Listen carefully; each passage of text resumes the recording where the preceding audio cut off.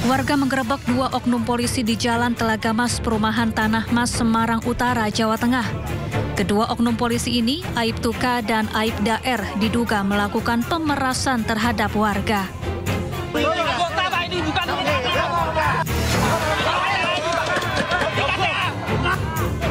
Dalam video viral, oknum polisi bersitegang dengan warga sambil menunjukkan kartu anggota kepolisian. Sementara warga berusaha mengepung sambil menahan mobil. Awalnya warga mengira oknum polisi ini merupakan debt collector. Peristiwa bermula saat sepasang kekasih memarkirkan mobilnya di lokasi. Mereka kemudian didatangi mobil berisi anggota polisi. Oknum polisi lalu menginterogasi sejoli tentang apa yang dilakukannya dalam mobil dan meminta uang 2,5 juta rupiah. Minta tolong yang perempuan. Nganu lawang mobil itu buka, yang perempuan godeli itu terus om. Godeli diseret sampai tengah sini. Nah yang perempuan minta tolong gebor-gebor. Nah posisi pas lagi parkir fokus sama yang minta tolong itu. Akhirnya turun semua nyegat mobilnya yang pelakunya itu. Usai peristiwa ini viral, kedua oknum polisi langsung diperiksa Propam Polri. Dari Semarang, Jawa Tengah, Doni Marendra, iNews melaporkan. Pemirsa, kecelakaan karambol melibatkan 4 mobil dan 2 sepeda motor terjadi di dalam area SPBU di Sleman, Yogyakarta. Dan akibat peristiwa tersebut seorang balita terluka.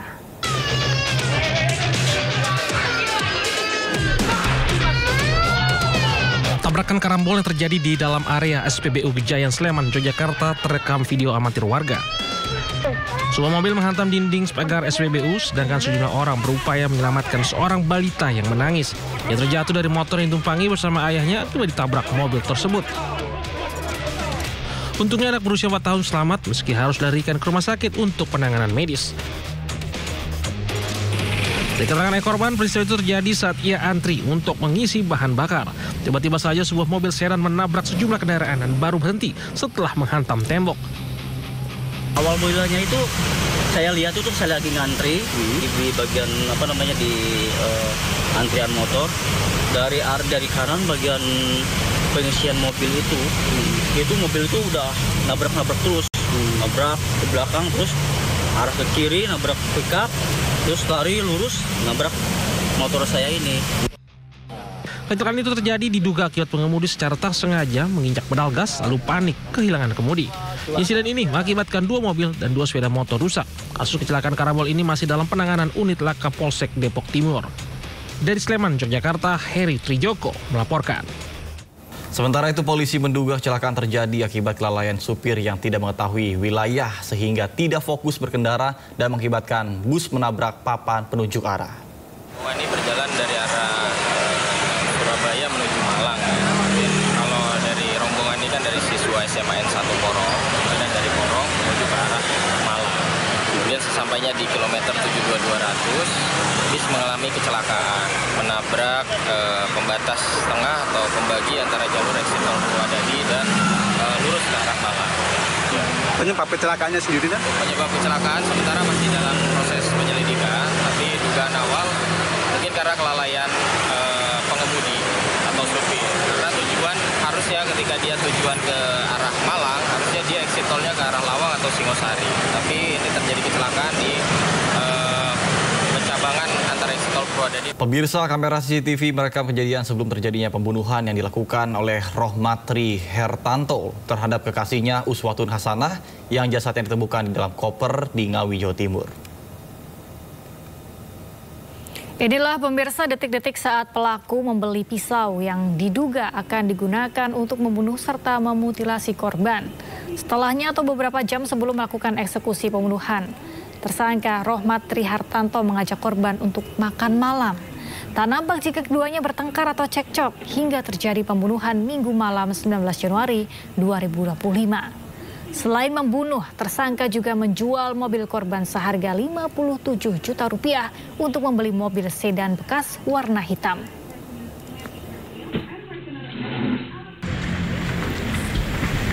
Sementara itu, Polda Jawa Timur melakukan pemeriksaan kejiwaan terhadap Rohmatri Hartanto, pelaku mutilasi, ke psikiater. Tes kejiwaan dilakukan untuk mengetahui apakah tersangka normal, ada gangguan kejiwaan, atau psikopat. Pemeriksaan kejiwaan dijalani tersangka selama 6 jam oleh psikolog Polda Jawa Timur. Penyidik juga terus melakukan pengembangan penyelidikan kemungkinan adanya tersangka lainnya. Kita juga sudah melakukan pemeriksaan psikiatri ya, ahli ya. Kemarin sudah dilakukan pemeriksaan kurang lebih 6 bulan, 6 jam. Ya, 6 jam dari pagi sampai siang. Ya, hasilnya masih dianalisis ya. Nanti mungkin kalau memang sudah keluar analisisnya itu nanti akan kita sampaikan apakah yang bersangkutan ini memang psikopat atau tidak ya. Nanti kita. Pemirsa, polisi menggelar rekonstruksi kasus anak majikan membunuh satpam di Bogor, Jawa Barat. Selain kesal karena sering diadukan pulang malam oleh korban, diketahui korban sakit hati dengan sang ibu.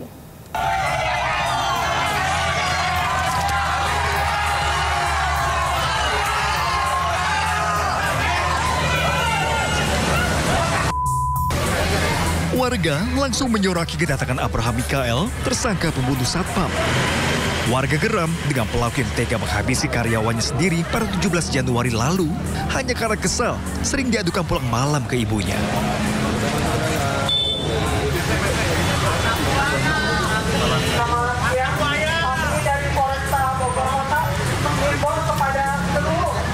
Bahkan, momen ibu tersangka menangis saat menemui anak di mobil tahanan terjadi sebelum rekonstruksi berlangsung di lokasi kejadian yang merupakan rumah tersangka di Bogor, Jawa Barat.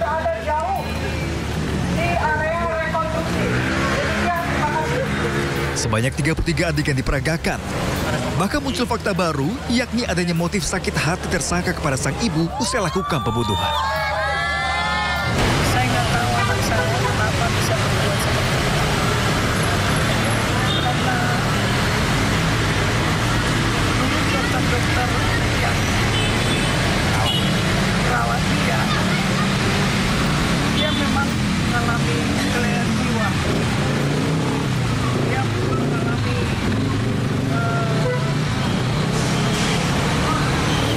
saya nggak tahu itu. Saya udah lelah melihat anak saya. Saya sangat sedih dan saya sangat fakta barunya ada terjadi pecah kaca.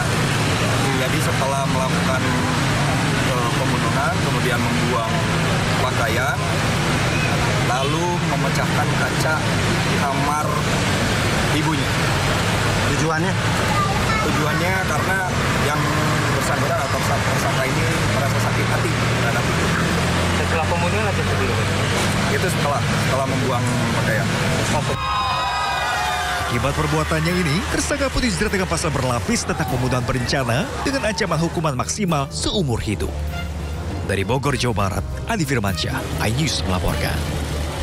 Kita ke informasi lainnya, pemirsa. Galuh, ya. Nih ada kasus lagi terjadi anak-anak menjadi korban pencabulan. Ya, ini miris sekali ya, mengingat bahwa peristiwa ini terjadi di sebuah institusi pendidikan yang mana berbasis agama juga, dan anak-anak tuh harusnya mendapatkan ilmu-ilmu agama yang lebih dominan, tapi justru mereka jadi korban. Betul sekali, karena polisi menangkap seorang guru ngaji yang mencabuli 20 muridnya di Tangerang, Banten. Ya, pelaku menyasar korban anak-anak di bawah umur dengan iming-iming diberikan uang, makanan hingga bermain handphone.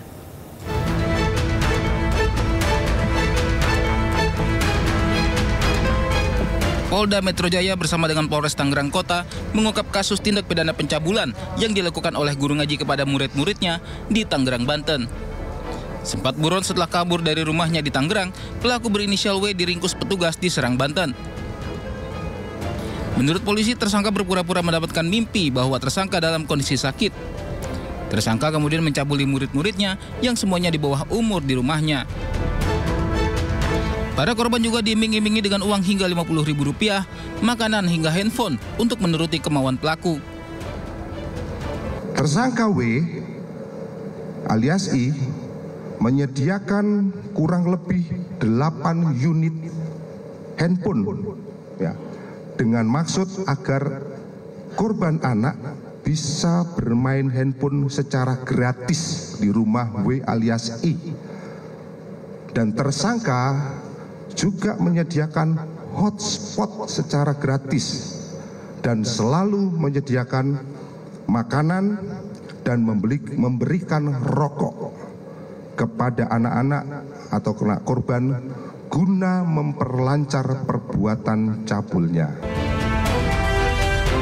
Tersangka sudah melakukan aksinya sejak 2017 lalu, namun baru ketahuan tahun lalu setelah orang tua salah satu korban melapor ke polisi. Dilaporkan sudah ada 20 anak laki-laki yang jadi korban tersangka. Tersangka dijerat Undang-Undang Pasal Perlindungan Anak dengan penjara paling lama 15 tahun. Dari Jakarta, Rian Rahman, Dede Rudi, Fakih Satrio, iNews melaporkan. Beralih ke informasi lainnya, pemirsa, pemilik sekaligus pengasuh Panti Asuhan Surabaya, Jawa Timur diduga melakukan kekerasan seksual terhadap sejumlah anak di bawah umur. Pelaku ditangkap setelah orang tua korban melapor.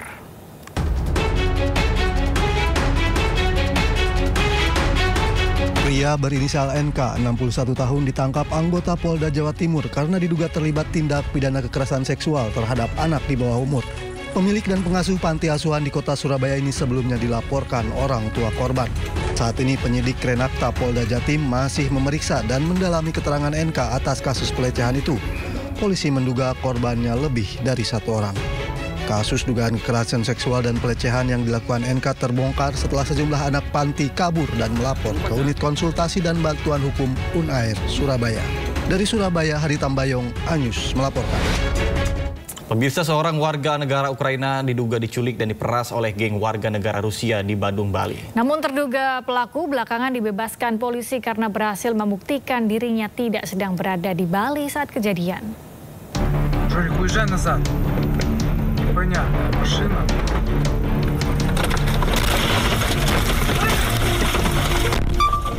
Inilah momen menegangkan yang terekam kamera saat mobil yang ditumpangi seorang warga negara Ukraina, IL, melintasi Jalan Tudun Penju, Bandung, Bali. Tiba-tiba 9 orang bersenjata, bertopeng dan memakai baju bertuliskan polisi mengepung kendaraan IL. Para pelaku kemudian menculik dan membawa IL serta sopirnya ke sebuah villa di Jimbaran. Tiba di villa, IL mengaku dianiaya dan diperas hingga menyerahkan kripto senilai 3,5 miliar rupiah. Terduga pelaku, KA, warga negara Rusia ini pun belakangan dibebaskan polisi usai sempat ditahan. Dia sebelumnya dilaporkan IL karena diduga anggota geng yang menculik dan memerasnya. Di hadapan penyidik di Treskrimum Polda Bali, KA mengaku pada saat kejadian 15 Desember 2024, ia tidak sedang berada di Bali. Pelapor IL pun enggan bertemu saat akan dikonfrontasi dengan KA oleh penyidik, sehingga tim kuasa hukum KA merasa janggal. Ternyata pada saat tanggal tersebut klien kami berada di Dubai dan bisa dibuktikan. Dan ada bukti-buktinya bahwa bersama teman-temannya, bersama istrinya, tidak berada di Bali dan dalam cap paspor, ya perlintasan paspor visa imigrasi, klien kami memang berada di Dubai, tidak berada di Indonesia. Sebelumnya, KA sempat dicegah meninggalkan Indonesia menuju Dubai pada 30 Januari 2025 oleh petugas imigrasi dan Polda Bali. Ia diperiksa bersama 8 terlapor lainnya. Usai dinyatakan tidak bersalah, KA dibebaskan dan melanjutkan perjalanannya ke Dubai pada 31 Januari 2025. Dari Bandung, Bali, Indira Ari, iNews melaporkan. Pemirsa, kita akan ajak Anda untuk melihat kondisi arus lalu lintas. Nah, barangkali nih ya, pemirsa dan mungkin keluarga Yanata mau jalan-jalan ke Taman Mini Indonesia Indah di akhir pekan ini. Boleh juga tuh, menarik ya. Menarik ya. Menarik nah, juga. Untuk Anda pemirsa yang mungkin akan jalan-jalan ke sana, ada baiknya Anda melihat bagaimana situasi lalu lintas yang ada di sana. Kita ikuti laporan dari Brigadir Treslinda dari NTMC Polri yang kini berada di kawasan Simpang Taman Mini Jakarta Timur. Baik, selamat pagi. Apakah situasi lalu lintas di sana sudah mulai ada kepadatan? Silakan dengan laporan Anda. Ya baik, terima kasih rekan saya Galuh dan juga Nata. Pemirsa, saat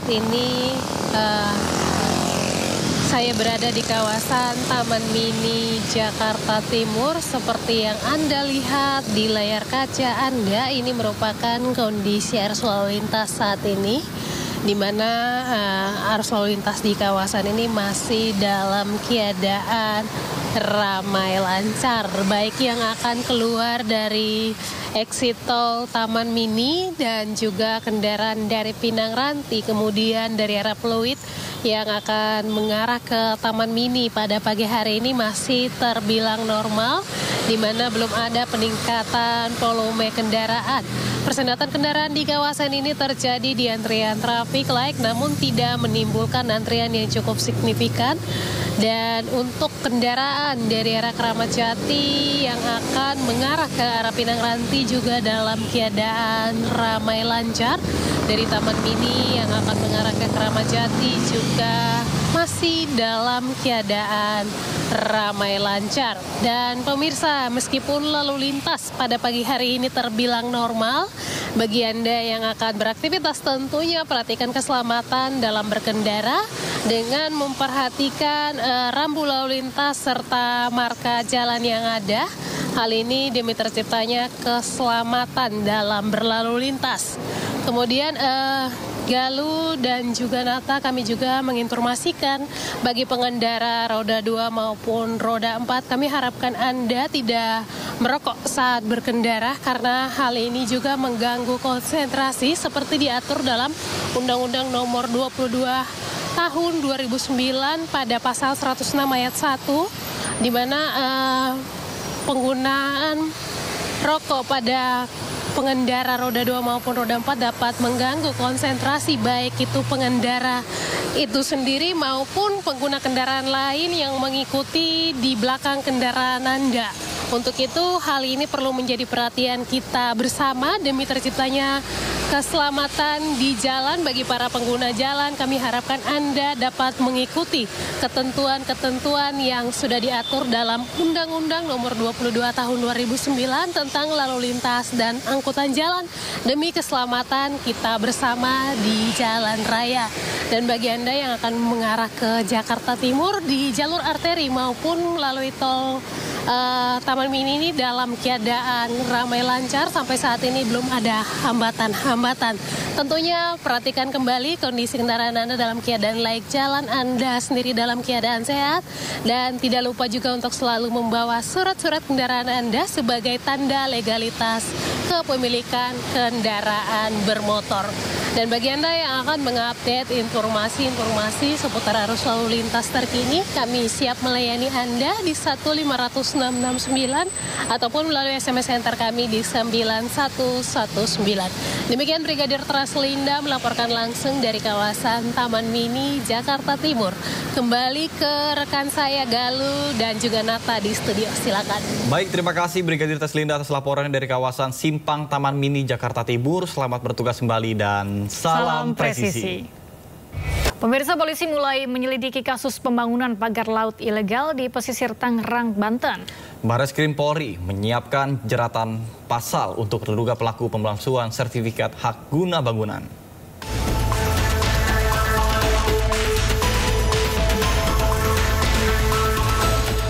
Sejak dimulainya penyelidikan dalam kasus pagar laut di Tangerang, Banten, Bareskrim Polri telah mengumpulkan barang bukti dan keterangan terkait terbitnya sertifikat hak guna bangunan yang saat ini telah dibatalkan oleh Kementerian ATR BPN.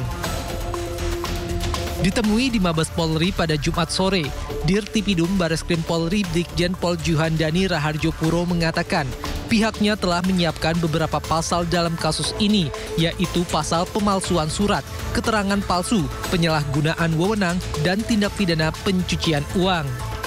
Saat ini kami sudah melaksanakan penyelidikan dan semoga kita bisa mengungkap apakah ini juga merupakan tindak pidana yang kami duga, yaitu dalam hal ini kami sudah menyiapkan ataupun dugaan terkait pasal 263 KUHP, kemudian pasal 264 KUHP, dan kami juga menerapkan undang-undang pencucian uang. Selain itu, pihaknya juga telah berkoordinasi dengan Kementerian Kelautan dan Perikanan, Kementerian ATR BPN, dan Kejaksaan RI dalam proses penyelidikan kasus pagar laut sepanjang 30,16 km di kawasan Paku Haji, Tangerang, Banten. Dalam waktu dekat, pihaknya juga akan memanggil beberapa pihak untuk dimintai klarifikasi terkait penerbitan sertifikat hak guna bangunan yang telah dibatalkan oleh Kementerian ATR BPN. Di antaranya Lurah, pihak Kementerian ATR BPN, serta pihak Badan Pertanahan Nasional. Dari Jakarta, Rizky Falupi, iNews melaporkan. Sementara itu, Menteri Agraria dan Tata Ruang sekaligus Kepala Badan Pertanahan Nasional Nusron Wahid menyerahkan pengusutan unsur pidana yang diduga dilakukan anak buahnya ke aparat penegak hukum. Karena sudah tidak ada bidang tanahnya. Nah, karena itu yang bersangkutan sudah kita tetapkan untuk dijatuhin sanksi. Nah, karena produknya itu adalah produk tata usaha negara, KATUN, keputusan tata usaha negara, maka sanksinya adalah sanksi administrasi negara, yaitu adalah masalah dicopot dan sebagainya. Kecuali kalau di situ ada unsur-unsur mens rea. Misal dia yang bersangkutan terima suap, terima sogokan atau apa, itu baru masuk ranah pidana. Tapi tidak menutup kemungkinan dokumen-dokumen yang disajikan oleh pihak-pihak pemohon itu adalah dokumen-dokumen yang tidak benar. Misal dokumen palsu atau dokumen apa, nah itu mungkin bisa masuk dalam ranah pidana. Di ranah pidananya adalah pemalsuan dokumen. Nggak tahu aku, kalau itu saya nggak tahu. Ya, sepanjang pemeriksaan kita ya memang belum menemukan itu kalau di internal kita. Tapi kalau masalah suap dan tindak pidana yang lain kan sebetulnya itu bukan lagi kewenangan kementerian. Itu kewenangan APH kan.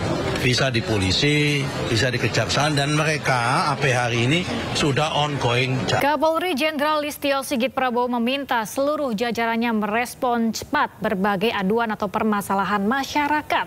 Jangan sampai menunggu masalah yang dialami masyarakat viral di media sosial.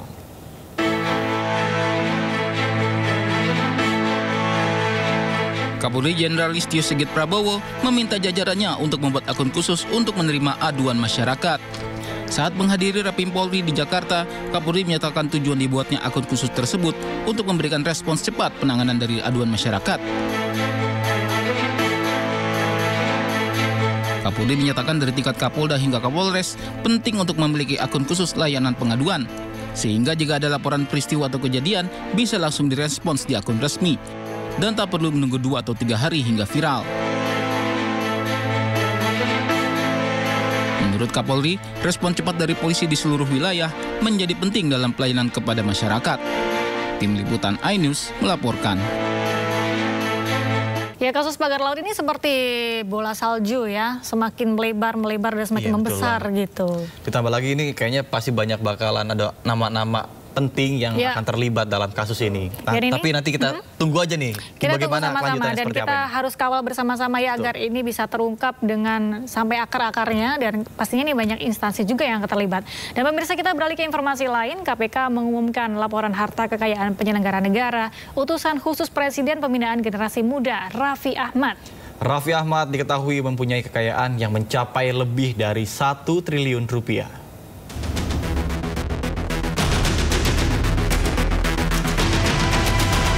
Komisi Pemberantasan Korupsi KPK mengumumkan laporan hasil kekayaan penyelenggara negara LHKPN Raffi Ahmad yang saat ini menjabat sebagai utusan khusus Presiden bidang pembinaan generasi muda dan pekerja seni.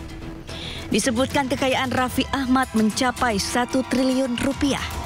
Kekayaan Raffi Ahmad tersebut terdiri dari aset tanah dan bangunan yang tersebar di Tangerang, Depok, Jakarta Selatan, hingga Makassar. Selain itu, kendaraan pribadi miliknya, mulai dari mobil sport Ferrari, Lamborghini Aventador 2013, hingga motor Harley Davidson. Kemudian harta kekayaannya juga berasal dari harta bergerak dan surat-surat berharga. Selain Raffi, sebelumnya KPK juga merilis LHKPN para pejabat, termasuk menteri di Kabinet Merah Putih. Dan menteri yang memiliki harta kekayaan paling banyak adalah Menteri Pariwisata Widianti Putri yang memiliki harta kekayaan hingga 5 triliun rupiah. Tim Liputan iNews melaporkan. Pemirsa, berkas perkara penembakan pemilik rental mobil di res area 45 Tol Tangerang Merak yang melibatkan 3 anggota TNI Angkatan Laut mulai naik ke tahap persidangan. Auditorat Militer 207 Jakarta menyerahkan berkas perkara penembakan yang menewaskan bos rental mobil Ilyas Abdurrahman ke Pengadilan Militer 208 Jumat pagi kemarin. Pada pelimpahan berkas, ketiga tersangka yakni Sersan 1 AA, Sersan 1 RH, dan Klasik Kepala BA belum dihadirkan auditor militer. Ketiganya masih ditahan di Stal Lahmil Puspom Angkatan Laut. Dalam berkas perkara tersebut, pihak auditorat juga menyertakan 19 saksi ke persidangan. Satu korban penembakan yang kondisinya masih sakit akan diajukan sebagai saksi tambahan. Dari panitraan diteliti kelengkapan berkas perkara yang mana syarat formil dan material setelah dinyatakan lengkap dan Pengadilan Militer 208 Jakarta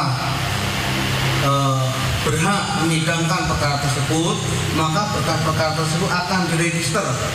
Selanjutnya, setelah diregister, Kepala Pengadilan menunjuk hakim yang belum ada di dalam berkas perkara. Itu nanti akan kita panggil sebagai saksi tambahan. Seperti Saudara Ramli yang pada saat sekarang ketika berkas penyidikan itu dilakukan oleh penyidik kan kondisinya sakit, jadi tidak bisa dimintai keterangan. Karena ini percepatan, akhirnya kami memberi saran lanjutkan nanti untuk saksi Saudara Ramli yang mengalami masih sakit akan kita panggil sebagai saksi tambahan. Beralih ke informasi lain, pemirsa, Gubernur dan Wakil Gubernur terpilih Pramono Rano batal dilantik pada 6 Februari mendatang. Kepastian pelantikan keduanya pun masih menunggu keputusan dalam rapat Komisi 2 DPR yang akan digelar pada pekan depan.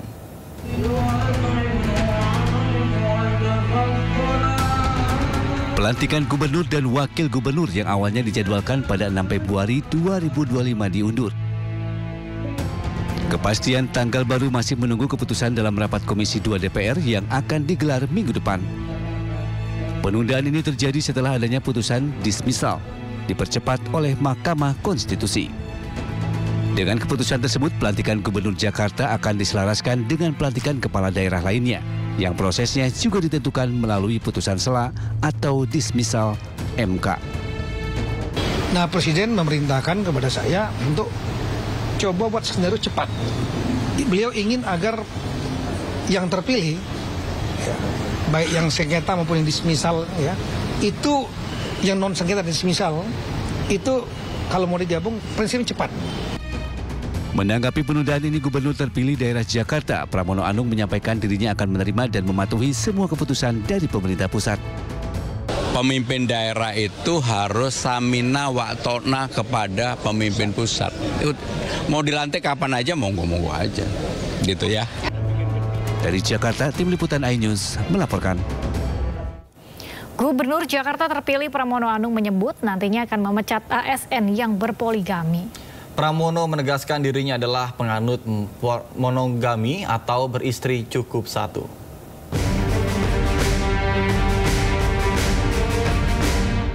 Pasangan Gubernur dan Wakil Gubernur Jakarta terpilih, Pramono Anung dan Rano Karno menegaskan tidak akan memberi izin beristri lebih dari satu bagi aparatur sipil negara ASN di lingkungan pemerintah Provinsi Jakarta. Pramono menegaskan dirinya adalah penganut monogami atau beristri cukup satu. Dan apabila ada ASN yang melanggar, maka akan langsung dipecat oleh dirinya. Ya, saya penganut monogami. Dan saya sengaja dalam acara dalam suatu komunitas yang dominan kan tadi para pria. Saya sengaja menyampaikan bahwa saya penganut monogami tulen bagi ASN di Jakarta selama saya menjabat, pasti tidak saya izinkan. Sebelumnya diberitakan ada Pergub 2 tahun 2025 tentang tata cara pemberian izin perkawinan dan perceraian bagi ASN. Pergub tersebut salah satunya mengatur bahwa ASN di lingkungan Pemprov Jakarta yang ingin berpoligami wajib mendapatkan izin dari pejabat yang berwenang sebelum melangsungkan pernikahan. Tim Liputan melaporkan. Gubernur terpilih daerah khusus Jakarta Pramono Anung mendapatkan gelar kehormatan adat Betawi oleh Majelis Kaum Betawi.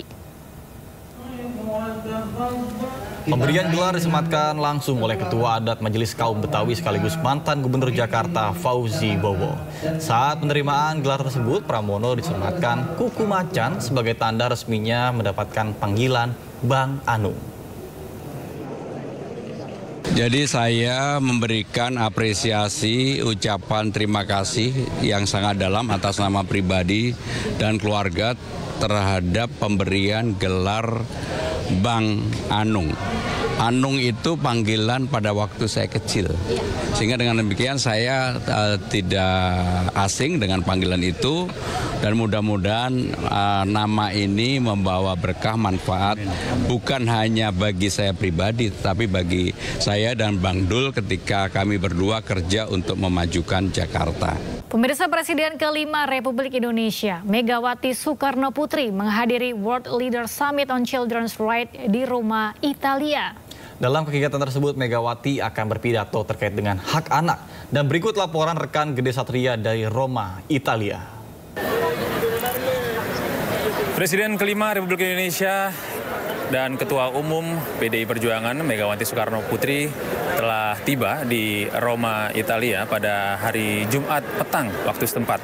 Dalam kegiatan ini, Ibu Megawati juga ditemani oleh Ketua DPR RI Puan Maharani dan akan memberikan speech begitu dalam kegiatan World Leader Summit on Children's Rights di Vatikan yang akan digelar pada tanggal 3 Februari 2025. Dan juga disampaikan oleh Ketua Bidang Luar Negeri DPP PDIP, Ahmad Basara, menjelaskan bahwa Megawati Soekarno Putri menerima undangan untuk menjadi pembicara dalam forum yang memfokuskan untuk hak-hak anak-anak di seluruh dunia. Dan rencananya Ibu Megawati akan bersama-sama dengan beberapa pemimpin dunia lainnya dan beberapa NGO internasional juga membahas soal permasalahan anak. Tentu saja Ibu Megawati juga akan menyampaikan berbagai permasalahan yang dihadapi oleh anak-anak di Indonesia dan berbagai upaya untuk perlindungan anak-anak di tanah air. Selain itu, kegiatan ini juga diikuti oleh berbagai tokoh dunia, di antaranya Ratu Rania Al-Abdullah dari Jordania, lalu ada Imam Besar Al-Azhar Mesir Ahmed Al-Tayeb, Wakil Perdana Menteri Italia Antonio Tajani, dan Menteri Luar Negeri Gambia Mamoudou. Dan Ketua Fraksi PDIP Ahmad Basara juga menjelaskan bahwa rencananya kegiatan ini akan dilakukan juga selain World Leader Summit yang akan digelar di Italia ini, juga rencananya akan dimatangkan juga atau dihadiri oleh protokoler Tahta Suci Vatikan. Dari Roma, Italia, saya Gede Satria, iNews melaporkan. Pemirsa, pemerintah tengah menyiapkan bantuan sosial khusus yang menyasar 3,1 juta masyarakat yang termasuk kategori miskin ekstrim. Ya, penyaluran bantuan khusus ini akan dilakukan dalam 3 tahap. Pemerintah tengah menyiapkan bantuan sosial khusus yang menyasar 3,1 juta masyarakat yang termasuk kategori miskin ekstrim. Bantuan tersebut ditargetkan mencapai sasaran dalam kurun waktu 6 bulan ke depan. Menurut Menteri Koordinator Bidang Pemberdayaan Masyarakat Abdul Muhaimin Iskandar, dalam penerapannya penyaluran bantuan khusus tersebut akan dilakukan dalam 3 tahap. Tahap pertama, pemerintah berniat meningkatkan bantuan khusus bagi 3,1 juta masyarakat miskin ekstrim yang disasar. Tahap kedua, pemerintah menyediakan akses kepada masyarakat miskin ekstrim dari golongan usia produktif. Dan tahap ketiga, pemerintah mendorong masyarakat miskin ekstrim untuk meningkatkan kualitas hidup mereka secara mandiri. 3 bulan ke depan kita akan mensasar 3,1 juta warga miskin ekstrim ini untuk mendapatkan bantuan khusus supaya semakin cepat meninggalkan posisi level miskin ekstrim ini. 3 bulan berikutnya kita harapkan mulai bisa mengakses kepada yang masih produktif untuk bekerja. Berdasarkan data Badan Pusat Statistik, pendataan masyarakat kategori miskin ekstrim menggunakan standar Bank Dunia, yakni 2,15 US dollar per kapita atau sekitar Rp391.000 per kapita per bulan. Berdasarkan standar tersebut, di Indonesia terdapat sekitar 790.000 kepala keluarga yang masuk kategori miskin ekstrim. Saat ini angka kemiskinan di Indonesia tercatat mencapai 8,57% dari total jumlah masyarakat. Dengan persentase tersebut diperkirakan ada 24,06 juta orang yang terhitung sebagai masyarakat miskin.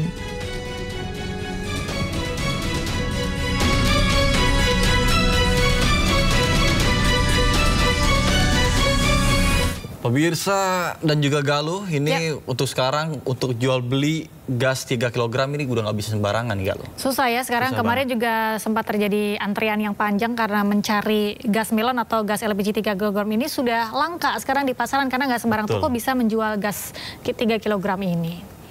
Dan tentunya untuk pemilik atau agen gas ini harus memiliki NIB untuk bisa menjual gas 3 kg karena selama ini kita ketahui bahwa ketika dijual di toko kelontong, ini masyarakat bisa beli secara acak tanpa harus menunjukkan KTP atau tidak tepat sasaran seperti itu. Artinya para toko ini harus mendaftarkan diri ya agar memiliki NIB agar bisa menjual gas 3 kg tersebut. Dan berikut informasinya untuk Anda. Para pengecer akan diarahkan menjadi pangkalan resmi Pertamina sehingga LPG 3 kg tidak boleh dijual di warung-warung pengecer yang belum memiliki NIB. Para pengecer dapat mendaftarkan melalui sistem OSS untuk mendapatkan NIB. Pendaftaran yang dilakukan secara online diharapkan dapat selesai dalam waktu 1 bulan. Wakil Menteri SDM berharap kebijakan ini dapat memperpendek mata rantai penyaluran LPG 3 kg sehingga resiko oversupply dan penyalahgunaan gas melon bisa dihindari. Jadi yang pengecer itu ya justru kita jadikan pangkalan, itu ada formal untuk mereka mendaftarkan nomor induk perusahaan terlebih dulu. Jadi ini kan seluruh Indonesia kan bisa, ini pendaftaran secara online. Ini juga seharusnya tidak ada kendala. Tapi itu beneran berlaku per 1 Februari? Per 1 Februari. Peralihan dari pengecer ke... Ya karena itu kan ada jeda waktu kita berikan untuk 1 bulan. Berarti pengecer bisa daftar jadi pangkalan atau agen? Pangkalan, jadi pangkalan. Sementara itu pemirsa, imbas dilarangnya para pengecer menjual gas subsidi, keberadaan tabung gas 3 kg kini mulai langka di pasaran. Ya, akibatnya sejumlah agen tabung gas yang masih memiliki stok tabung gas pun diserbu warga. Sementara itu pemirsa, dampak dari peraturan tersebut sejumlah agen tabung gas diserbu warga. Seperti yang terjadi di sebuah agen gas LPG di Jalan Tanah Sarial, Tambora, Jakarta Barat. Warga yang datang dari berbagai kawasan di wilayah Jakarta Barat ini rela antri panjang demi bisa membeli tabung gas LPG ukuran 3 kg. Kondisi ini terjadi menyusul mulai langkanya keberadaan tabung gas LPG di pasaran. Beberapa warga mengaku telah berkeliling ke sejumlah warung pengecer hingga agen gas namun tak juga mendapatkan tabung gas LPG 3 kg. Sekalipun ada harganya mengalami kenaikan, yakni yang sebelumnya Rp18.000 per tabung, kini menjadi Rp22.000 per tabung. Ini udah ada berapa jam ngantrinya, Pak? Ada 5 jam, Pak. 5 jam. Ini memang langka, Bang? Langka. Masalah gas LPG 3 kilo ini? Iya, Pak. Susah, Pak. Gas ini dari harga berapa sampai sekarang harga berapa?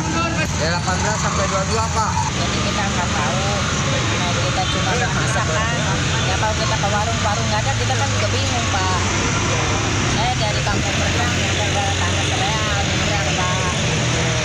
Saya nyampe warung 3, pas nggak ada di situ, di Kampung Berenang. Warga berharap adanya upaya nyata dari pemerintah untuk lebih memperhatikan pasokan gas LPG agar tidak terus mengalami kelangkaan. Dari Jakarta, Rizky Falufi, iNews melaporkan.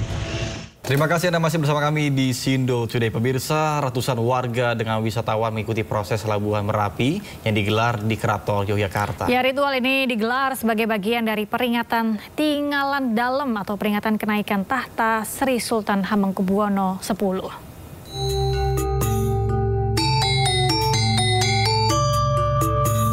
Prosesi Labuhan Gunung Merapi dimulai dari bekas runtuhan rumah Mbah Marijan di Dusun Kinarejo.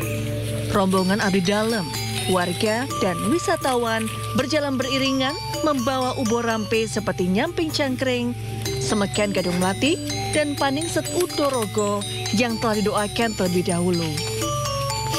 Medan terjal dan menanjak tidak menyurutkan semangat mereka mengikuti ritual sakral ini.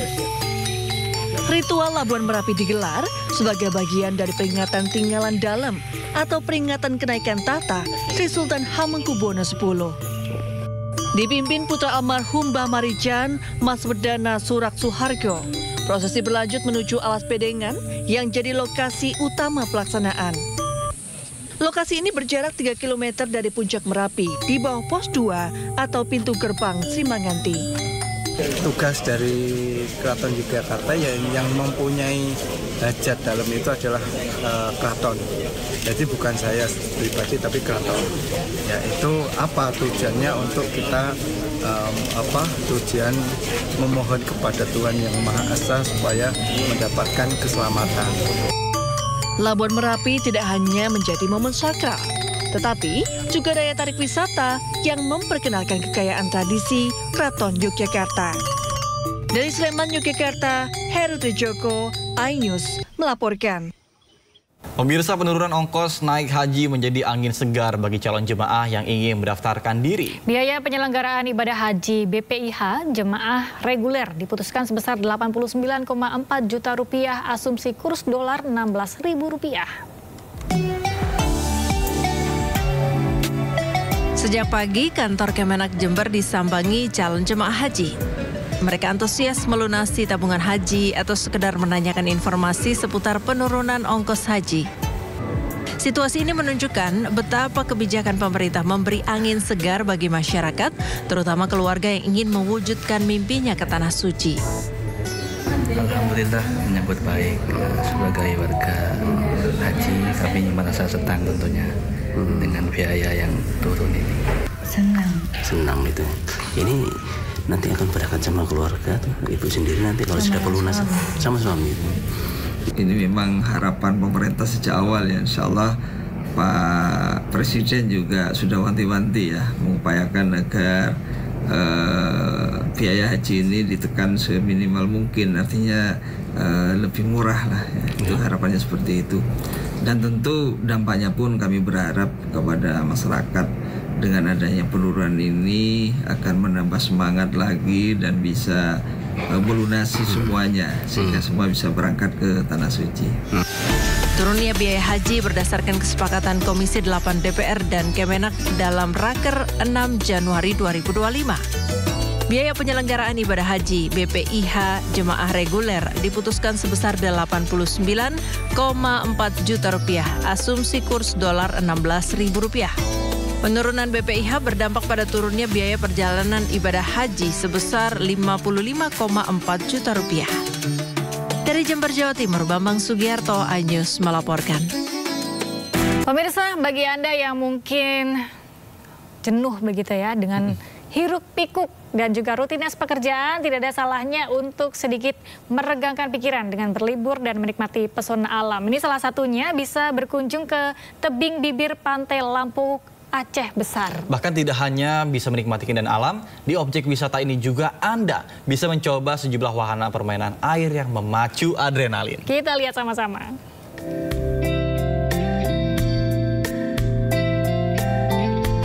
Akhir pekan, saatnya bersantai menikmati pesona alam di pemirsa. Salah satunya berkunjung ke tebing bibir pantai Lampuk, Aceh Besar. Berlibur ke objek wisata Primadona di sisi barat ibu kota Banda Aceh ini ada sejumlah aktivitas yang bisa dilakukan bersama keluarga. Bisa dengan bermain air sambil menikmati keindahan alam. Atau mencoba sejumlah wahana permainan air yang memacu adrenalin. Seperti banana boat atau naik jet ski. Wah, seru ya? Pantainya seperti kayak di Bali ya, terasa kayak di Bali. Padahal ini di Banda Aceh loh, di Aceh Besar.